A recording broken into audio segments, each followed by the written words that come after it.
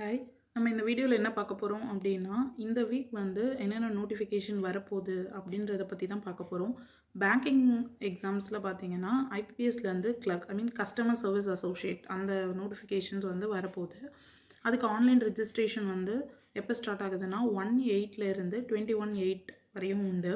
இதோட short notice தான் release ஆகிருக்கு. இன்னும் ஃபுல் நோட்டிஃபிகேஷன் ரிலீஸ் ஆகலை. அப்போ தான் வந்து நமக்கு எந்தெந்த ஸ்டேட் என்னென்ன ரீஜியன் வந்துட்டு எவ்வளோ வேக்கன்சி இருக்குது அப்படின்றது தெரியும். ஸோ ப்ரிலிம்ஸ் வந்து அக்டோபர், மெயின்ஸ் வந்து நவம்பரில். இதோட எஜுகேஷன் குவாலிஃபிகேஷன் பார்த்திங்கன்னா கிராஜுவேஷன். அது மாதிரி ஏஜ் வந்து அப் டு அன்ரிசர்வ்டு கேட்டகரிக்கு வந்துட்டு 28 வரையும் உண்டு.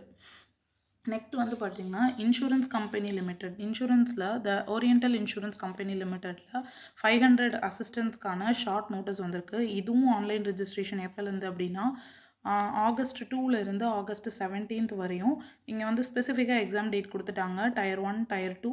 ஆனால் இதில் என்ன சேஞ்சஸ் அப்படின்னா, லாஸ்ட் இயர் வந்து ஏஜ் வந்து அன்ரிசர்வ்ட் கேட்டகரிக்கு வந்து 26 இருந்துச்சு. அதே மாதிரியே இப்போவும் 26 இருக்கலாம். ஷார்ட் நோட்டீஸ் தான் வந்திருக்கு. ஸோ டீட்டெயில்டு நோட்டிஃபிகேஷன்ஸ் வந்ததுக்கப்புறம் இதோட டீட்டெயில்ஸ் தெரியும்.